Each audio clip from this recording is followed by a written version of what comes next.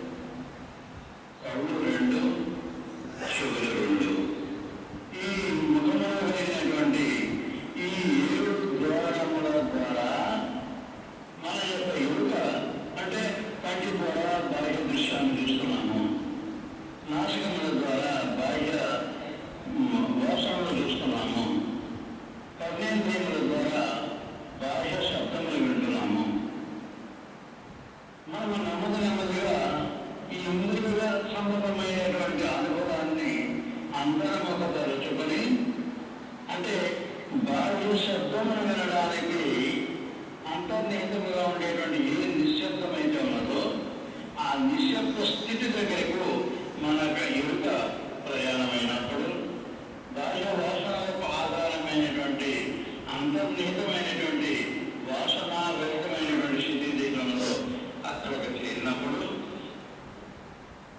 మనము మేపబట్టారు.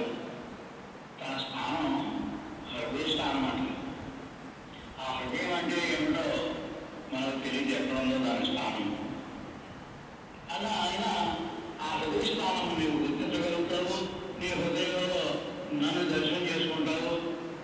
ఇప్పుడు నీ వినగలిగినటువంటి చెవులు వినకుండగా ఉన్నప్పుడు, అంటే బాహ్యమైనటువంటి శబ్దములు వినకుండగా ఉన్నప్పుడు, బాహ్య దృశ్యములను చూసేటువంటి నీ కళ్ళు బాహ్య దృశ్యమును చూడకుండా ఉండగలిగినప్పుడు, నీ వాక్కు మాటలాడకుండా ఉండగలిగినప్పుడు, నీ యొక్క నాసికలు అంటే ఈ ముక్కురంధ్రముల ద్వారా వాసన తెలియబడకుండా నీకు ఉన్నప్పుడు నన్ను నీ హృదయంలో తెలుసుకోగలవు అని తెలియజేస్తారు మేనబాబు. ఈ శంకుడు వీరికి సంబంధించినటువంటి 7 మడతల ఈ తెరకు సంబంధమైనటువంటి అధ్యాయము 7వ అధ్యాయము మేనబాబు తెలియజేసింది. మన ఎరుక ఒక్కొక్క ఇంద్రియముల ద్వారా అంతర్ముఖమైనప్పుడు ఏం జరుగుతుంది? బాహ్యముగా భౌతిక ప్రపంచమున అనుభవింపజేసేటువంటి ఒక సంస్కారం, ఆ సంస్కార సంబంధమైనటువంటి రంగు అలా వాటిని ముడివేసేటువంటి పీడ ముడి. ఇంకేదో ఎన్నో జన్మలుగా మనం ఎరవైనట్టు వచ్చి ముడి మీద ముడి ఆ పీఠములు వేసుకుంటూ వచ్చాము. ఆ ఒక్క ముడి విడిపోతుందట. అలాగే ఒక్కొక్క ముడి విడిపోతూ ఒక్కొక్క ఇంద్రియుల ద్వారా మనం అంతర్ముఖమైనట్లయితే నెమ్మదిగా ఈ 7 పొడవు కలిగినటువంటి తెరను దాటి భూమాస్థానం చేస్తాం. అనంతత్వ సంబంధమైనటువంటి ఆ స్థితిని చేస్తాము. ఏకకాలం అందే ఈ అనంతత్వ సంబంధమైనటువంటి స్థితి యుష్టి స్థితిని పరిపోషించేటువంటి మరొక దైవీ స్థితి ఉంది. అది గురుస్థానము. ఆ గురుస్థానమైనటువంటి సహస్రారము. ఆ సహస్రార స్థానమందు ఉండేటువంటి గురువు రెంటిని కూడా ఎరుకతో పరిపోషింప చేస్తూ ఈ రెంటిని సమన్వయపరుస్తూ జీవాత్మకు భగవంతుని యొక్క అవసరాన్ని ఎక్కడికక్కడ తీరుస్తూ, దేవుని యొక్క అవసరము జీవాత్మకే కాదు, జీవాత్మ యొక్క అవసరము దేవునికి కూడా ఉన్నది. అలాగే దేవునికి అవసరమైనటువంటి ఈ జీవాత్మపరమైనటువంటి సహాయాన్ని దేవునికి అందిస్తూ, అంటే ఈ సమిష్టి సంబంధమైనటువంటి ఆ దేవునికి అందిస్తూ చక్కగా జీవితం ఏ ప్రపంచంలో లేకుండా ప్రతి ఒక్క వ్యక్తి యొక్క జీవితంలో జీవాత్మ పరముగా పరమాత్మ పరముగా సక్రమమైనటువంటి రీతిలో జీవింపజేస్తాడు ఈ సహస్రారమందు కూర్చుని గురువు. మనలో ఉండేటువంటి 2 స్థితులకి చక్కని సమన్వయాన్ని ఇస్తూ ఏ ప్రపంచంలో లేకుండా ప్రతి ఒక్కరి యొక్క జీవితం, స్త్రీ యొక్క కానీ పురుషుని యొక్క కానీ జీవితాన్ని నడిపింపజేసుకుంటూ గమ్యము చేర్చడానికి సహాయకారిగా ఉండేటువంటి స్థితి ఈ సహస్రారం. భూమధ్యము, భూమ, సహస్రారము ఈ 3 బిందువులతో కూడినటువంటి ఏ త్రికోణం అయితే ఉన్నదో ఆ త్రికోణాంతర్గతమైనటువంటి చైతన్యమే అనంత దైవీ చైతన్యము. సమిష్టి సంబంధమైనటువంటి సృష్టికి కానీ విశ్వ సంబంధమైనటువంటి వ్యక్తి యొక్క జీవితానికి కానీ అది ఆధారము. అవతార పురుషుడు శరీర విసర్జన చేసిన పిదప ఈ త్రికోణాంతర్గతమైనటువంటి చైతన్యమే అవతార చైతన్యము. అనంత దైవీ చైతన్యముపై ఆచ్ఛాదింపబడుతుంది. అవతార పురుషుడు తాను ఆధ్యాత్మిక గ్రంథాన్ని నిర్వహించినటువంటి ఆధ్యాత్మిక కార్యక్రమం యొక్క ఇంప్రెషన్తో కూడినటువంటి అనంత దైవీ చైతన్యము అనంతమైనటువంటి అవతార చైతన్యముగా ఈ త్రికోణాంతర్గతంలో ఉంటుంది. ఈ ప్రపంచము, భూమ, సహస్రము ఈ మూడు బిందువులు కలిసిపోయేటువంటి త్రికోణం ఏదైతే ఉన్నదో ఆ త్రికోణాంతర్గతమైనటువంటి చైతన్యం. మనం దేవాలయాలకు వెళ్తాము, దేవాలయాల చుట్టూ ప్రదక్షిణ చేస్తాము. అంటే దేవుని ప్రదక్షిణ చేస్తున్నామని దేవాలయం చుట్టూ 3 సార్లు ప్రదక్షిణ చేస్తాం. బాబా అంటారు ఆ ప్రదక్షిణ నిజమైనది కాదు. కేవలం నిజమైనటువంటి ప్రదక్షిణ ఏమిటంటే జీవాత్మ స్థానము నుండి భూమా స్థానము నుండి సహస్రాల స్థానమునకు, సహస్రాల స్థానము నుండి మన భూమించి స్థానమునకు రావడము ఒక ప్రదక్షిణము. ఎందుకంటే దేవుడు మనలోనే ఉన్నాడు అని చెప్పుకున్నాం.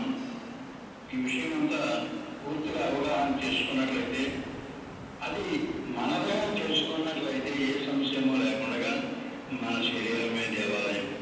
దేవో దేవాలయ ప్రవక్త జీవో దేవ సనాతన. సనాతన పురుషుడైనటువంటి ఆ దేవుడెవరు? జీవుడే. ఆ దేవుడు జీవుడిగా జీవించేటువంటి దేవాలయం ఈ ఉపాధి. ఈ విధంగా మనం అర్థం చేసుకున్నట్లయితే, అంటే 7వ అధ్యాయము బాగా చదువుకొని అధ్యయనం చేసి బాగా తెలియజేసినటువంటి విధముగా సాధన ప్రారంభించినట్లయితే మనము ఈ అనుభవాన్ని మనం పొందగలం. మన మాటల ద్వారా వింటున్నటువంటిది మన అనుభవానికి తీసుకురావచ్చు. అనుభవం అనుభవించడానికి అవకాశం ఉన్నది. మన వరకు కూడా మన మనస్సు, అంటే మనసు ద్వారా మనం అర్థం చేసుకోవడానికి ఉద్దేశింపబడినటువంటిది గతంలో మనం చదివినటువంటి వినినటువంటి విషయాలే అందులో ఉంటాయి. 6 అధ్యాయాలు. ఈ 7వ అధ్యాయం అనేటువంటిది మాత్రము రెండుని కలిపేటువంటి, రెండుకి సమన్వయం చూపించేటువంటి అధ్యాయము ఈ 7 ఫోల్డ్కి. ఈ 7 మడతల ఈ తెర తొలగించుకోవడము లేదా తెర ద్వారా ప్రయాణించి భూమధ్య స్థానం నుండి భూమాస్థానములకు చేరడము. ఈ భూమాస్థానం చేరినటువంటి భగవంతుని యొక్క అనంతత్వ స్థితి యొక్క ఎరుకతో నీవు పురోగమించడం అనేటువంటిది సాధ్యమవుతుంది అని చెప్పుకున్నాం. ఈ తెరను అధిగమించడానికి అవసరముగా మన ముఖమందు 7 ద్వారములు ఉన్నదని, మొదటి ద్వారము నోరు అని, 2, 3 ద్వారములు నాసికాపటములనని, 4, 5 ద్వారములు కర్ణేంద్రియములని, 6, 7 ద్వారములు కుడి ఎడమ పడలనని చెప్పుకున్నాను. ఇవి మనకు ద్వారములు. ఈ ద్వారముల ద్వారా మనము ఈ 7 పొరల తెరను దాటి సత్యానుభవంలో ప్రవేశించడానికి అవకాశం ఉన్నది. వాస్తవానికి కేవలం భగవద్వచనంలో ఈ 7వ అధ్యాయము చదివినంత మాత్రం చేత తెలిసింది అనుకుని మనము అనుభవంకు ఉపేక్షించడమా లేదా అనుభవం కొరకు కృషి చేయడమా అని మనం నిర్ణయించుకుంటే, అనుభవం కొరకు మనం కృషి చేయాలి, అనుష్ఠానం అనుసరించాలి అనేటువంటి దృక్పథం ఉన్నట్లయితే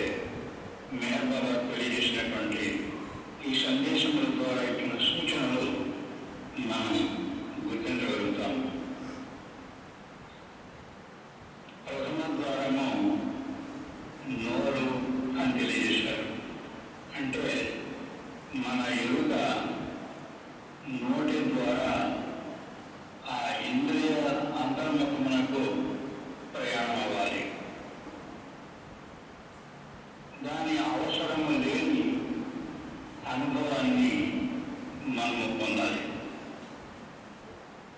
నోరు యొక్క అవసరము లేని స్థితిని మనము ఎరుకతో పొందాలి.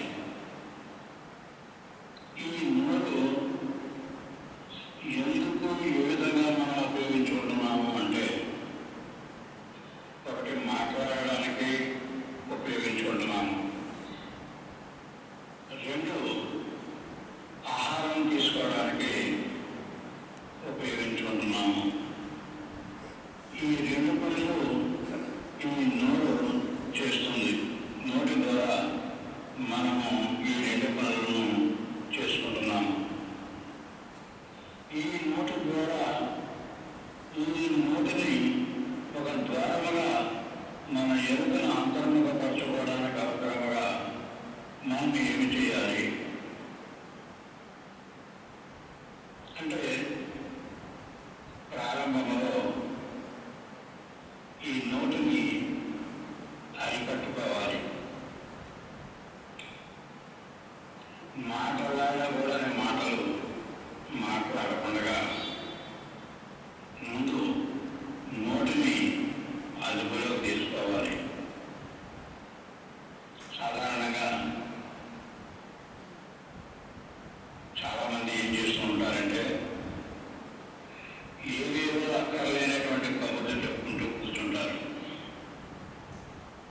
నలుగురు చేరడం, అక్కర్లేనటువంటి అవసరమైనటువంటి వారి గురించి, వీరి గురించి, వాటి గురించి, వీటి గురించి ఏవేవో కబుర్లు చెప్పుకుంటూ కూర్చుంటారు.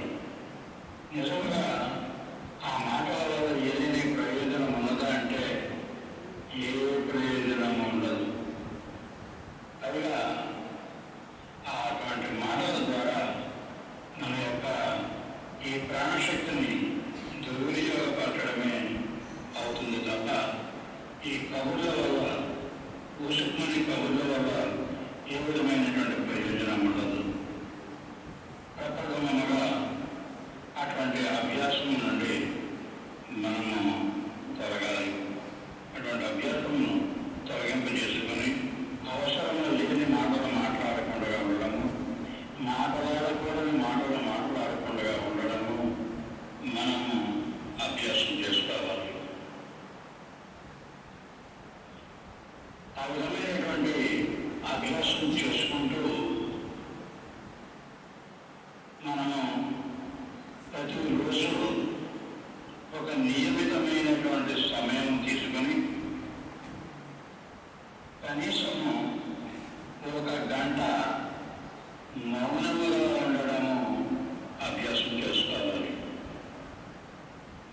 మా ప్రియతమ దైవము కూడా తన యొక్క విశ్వ ఆధ్యాత్మిక కార్యక్రమ నిర్వహణ కోసము 44 సంవత్సరముల కాలము మౌనంలో ఉన్నారు. ఆయన ఈశ్వరీయ మౌనంలో ఉన్నారు. మెహర్ బాబా అవలంబించిన మౌనము మెహర్ బాబా సాధన కొరకు కాదు, మెహర్ బాబాకు అది సాధన కాదు. ఈ సృష్టి భారము వహించి ఈ సృష్టికి సంరక్షణ బాధ్యత వహించడం కోసం ఆయన కార్యక్రమ నిర్వహణకు అవసరముగా తాల్చినటువంటి ఆలంబనం ఈ మౌనం. మౌనమును ఆలంబనంగా చేసుకుని ఈ యుగావతారుడైనటువంటి మెహర్ బాబా అవతరించారు. బాబా అంటారు, భగవంతుని యొక్క అనుగ్రహము భగవంతుడు అనుగ్రహించే సందర్భంలో కానీ, భక్తుడు స్వీకరించే సందర్భంలో కానీ ఇది మౌనంలోనే జరుగుతుంది అని తెలియజేస్తారు.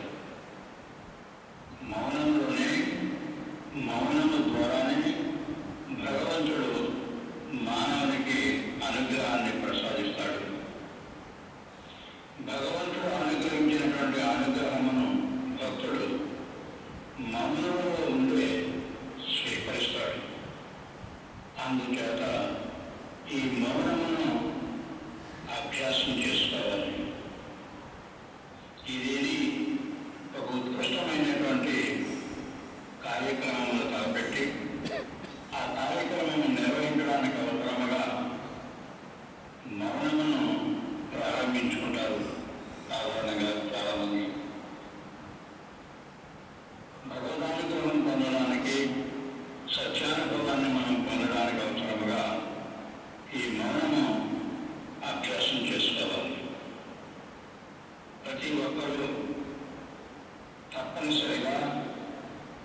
ప్రతిరోజు ఒక గంట సమయము మౌనముగా ఉండడము అభ్యాసం చేసుకోవాలి. మాటలాడకుండా ఉండడము ద్వారానే మనం ప్రారంభించుకున్న నెమ్మది నెమ్మదిగా మనసులో బాధ లేకుండా కూడా మనసును కూడా మౌనపరుచుకొని ఆ గంట సేపు కూర్చోవాలి. అలా అభ్యాసం చేసుకుని ఒక గంట సేపు మీరు మౌనముగా ఉండగలిగితే ఎంత ఆనందాన్ని మీరు చవిచూస్తారు. అంత నిశ్శబ్దమైపోతుంది. అటువంటి నిశ్శబ్ద వాతావరణంలో భగవంతుని యొక్క సహాయము మీరు స్వీకరించడానికి సంసిద్ధులవుతారు. ఈ మౌనం యొక్క రుచి కలిగినటువంటి వారు ప్రతిరోజు ఒక గంట సమయమే కాక వారములకు ఒక రోజు మౌనం కూడా పాటిస్తూ ఉంటారు. మౌనం యొక్క విశిష్టతను గుర్తించి మౌనము ద్వారా వారు ఏమి సాధించాలనేటువంటి ఉత్సాహం, జిజ్ఞాస ఉంటుందో అది వారు సాధించడానికి అవసరముగా తాను అవలంబిస్తున్నటువంటి మౌనము ఎంత సహాయం చేస్తుందో గుర్తులేనటువంటి వారు ప్రతిరోజు ఒక గంట సమయం మాత్రమే కాక వారాలకు ఒక రోజు మౌనం పాటిస్తుంటారు. ఏదో కొంతగా మాత్రమే మౌనం పాటించుకున్నామే తప్ప, ఎందుకంటే అభ్యాసం లేదు కనుక. సంవత్సరం మనకు ఒక రోజు మౌనం పాటించాలి అంటే ఆ అభ్యాసం లేనప్పుడు ఏదో మాట్లాడకుండా కూర్చోవడము అనేటువంటి తంతే మిగులుతుంది తప్ప ఏదో మనసు చేస్తూనే ఉంటుంది. మీ సంఖ్యల ద్వారా వాటి ద్వారా ఏదో కబుర్లు చెప్పుకుంటూనే ఉంటారు, కబుర్లు వింటూనే ఉంటారు. అది మౌనము అనిపించుకోదు. మౌనం అనేటువంటిది త్రికరణ శుద్ధిగా మౌనము పాటించాలి. అందుకు అవసరంగా ప్రారంభంలో ప్రతిరోజు ఒక నియమిత సమయం, మీ పనులకు ఆటంకముగా ఉండనటువంటి సమయము మీరు నిర్ణయించుకుని ఒక గంట మౌనముగా ఉండడము అభ్యాసం చేసుకోండి. ప్రారంభంలో మౌనము సిద్ధించకపోయినట్లయితే, మౌనం హ్యాపీ కాకపోయినట్లయితే ఆ మౌనములో మనస్సులోని మెహర్ బాబా నామము స్మరణ చేసుకుంటూ నెమ్మది నెమ్మదిగా మౌనము అభ్యాసం చేసుకోండి. ఈ ప్రప్రథమంగా మనం నిర్వర్తించుకునేటువంటి సాధనము. మనం అంతర్ముఖం అవ్వడానికి ఈ నోటిని ద్వారంగా ఉపయోగించుకోవాలనుకునేటువంటి వారు ఈ మౌనము అభ్యాసం చేసుకోండి. రెండవది జిహ్వాచాపల్యము. ఏదో తినాలనేటువంటి కోరిక, ఆ తినాలనేటువంటి కోరికను నెమ్మది నెమ్మదిగా చంపుకోండి. తినడం కోసమే కాదు మనం బ్రతుకుతున్నది, కేవలం బ్రతకడం కోసం తినాలనేటువంటి దృక్పథంతో మీరు ఆహారం తీసుకుంటున్నాండి. సాత్విక ఆహారము తీసుకోండి. మేర్ బాబా ప్రాక్టికల్ మిస్టిసిజం అనేటువంటి ప్రవచనంలో, అది భగవద్వచనంలో ఉన్నటువంటిది, అందరూ తెలియజేశారు. ఏమంటే నీవు తినాలి అని అనుకున్నప్పుడు తినడం మానేసి, తినాలి అనిపించకుండా ఉన్నప్పుడు కొద్దిగా తిను, నిద్రపోవాలి అనుకున్నప్పుడు నిద్రపోకు,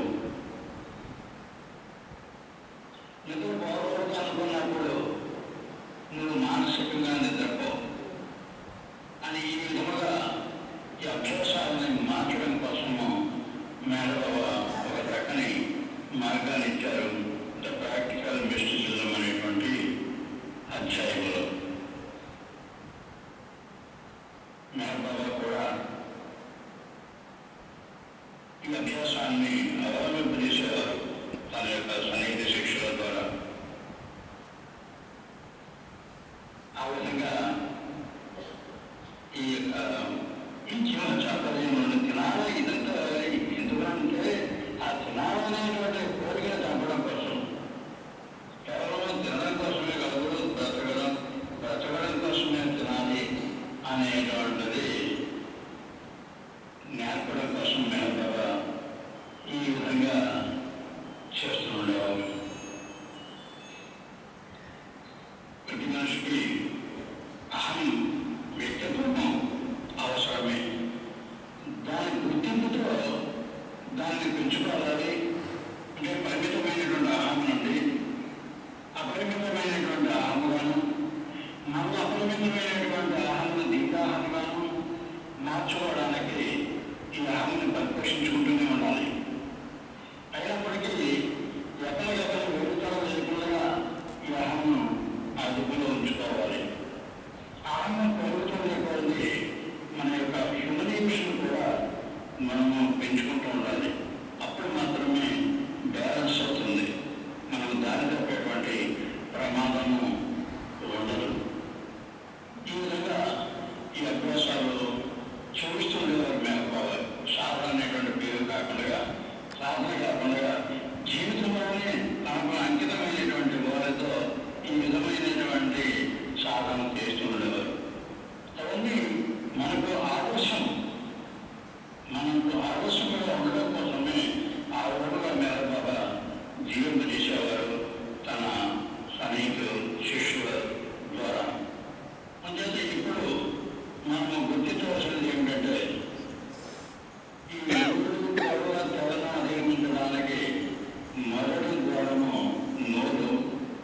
ఆ నోటి ద్వారా మన ఎలుకను అంతర్ముఖపరచుకోవడానికి అవసరముగా మన అభ్యాసము అధిక ప్రసంగం చేయడం అనేటువంటి అభ్యాసము విడిచిపెట్టడము, మాటలాడకూడని మాటలు మాట్లాడకుండా నోటిని అదుపులో ఉంచుకోవడము, తర్వాత ఇతరుల గురించినటువంటి విమర్శలు చేయడము, ఇటువంటివన్నీ మనము నెమ్మదిగా విడిచిపెట్టి మన నోటిని అదుపులో ఉంచుకోవడము ఒకటి. తర్వాత ప్రతిరోజు కనీసం 1 గంట మౌనంగా ఉండడం అభ్యాసం చేసుకోవాలి. కేవలం మాట్లాడకుండా మౌనంగా కూర్చోవడమే కాదు, మనసును కూడా ఆ గంట సేపు మౌనపరుచుకుని కూర్చోవడము అభ్యాసం చేసుకోవాలి. ఇక మౌనం యొక్క రుచి దొరికిన తర్వాత, ఆ మౌనంలో ఎంత ఆనందము వహిస్తుందో గుర్తిరిగిన తర్వాత, ఈ మౌనము ద్వారా నేను నా ఉద్యమాన్ని నేను అభివృద్ధి చేసుకుంటాను, జీవితంలో నేను చేరవలసినటువంటి గమ్యం చేస్తాను, నా లక్ష్యాన్ని సిద్ధం చేసుకుంటాను అనేటువంటి దృక్పథము కలిగినప్పుడు వారానికి 1 రోజైనా మీరు మౌనము అభ్యాసం చేసుకోవడం ద్వారా ఈ వాక్కు మీకు స్వాధీనం అవుతుంది, నోరు మీకు స్వాధీనం అవుతుంది. అదేవిధంగా ఈ జీవతాత్పర్యం నుండి ఎవరికి ఇష్టమైనటువంటి పదార్థాలు అటువంటి పదార్థాలు తినకుండా నోటిని అదుపులో పెట్టుకోవాలి. ఈ జీవతాత్పర్యాన్ని తగ్గించుకోవాలి. అందుచేత నెమ్మదిగా మనము ఈ అలవాటును తగ్గించుకొని మితాహారములకు అలవాటు పడి మనం జీవిస్తున్నట్లయితే నెమ్మదిగా ఈ నోటి ద్వారా మన ఎరుక, ఈ నోటిని అధిగమింపబడినటువంటి ఎరుక అంతర్ముఖమవుతుంది.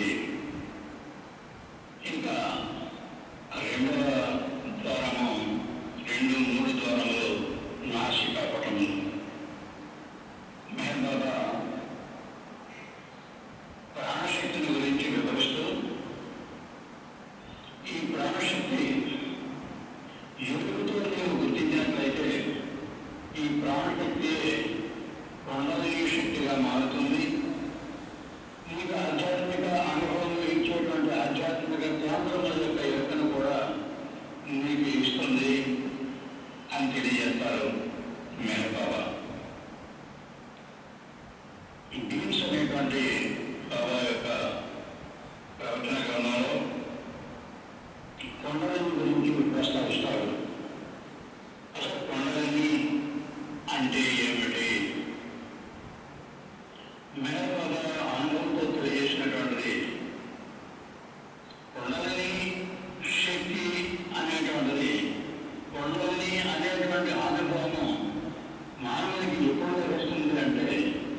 దాన్ని నిరంతరము తీసుకునేటువంటి ఈ వాయువులో, ఈ ప్రాణవాయువులో నిక్షిప్తంగా ఉండేటువంటి ఏ ప్రాణశక్తి అయితే ఉంటుందో ఆ ప్రాణశక్తిని ఎరుగుతూ గుర్తించడము, ఆ ఎరుగుతూ గుర్తింపబడినటువంటి ప్రాణశక్తి ఉండగని శక్తి అని తెలియజేస్తారు మేనబాబా. దీని యొక్క ఎరుగుకు నెమ్మదిగా మనము ప్రాణాయామము అభ్యాసం చేసుకోవాలి. ఈ ప్రాణాయామము అనులోమ విలోమ ప్రాణాయామం అన్నారు. అనులోమ విలోమ ప్రాణాయామము కనీసం ప్రారంభంలో రోజుకి 6 ప్రాణాయామాలైనా చేసి అభ్యాసం చేసుకోవాలి. అలాగా వాయు ప్రాణాయామములు సునాయాసంగా ఆచరించి కలిగినప్పుడు చేసుకుంటుండగలిగినప్పుడు నెమ్మదిగా మనకు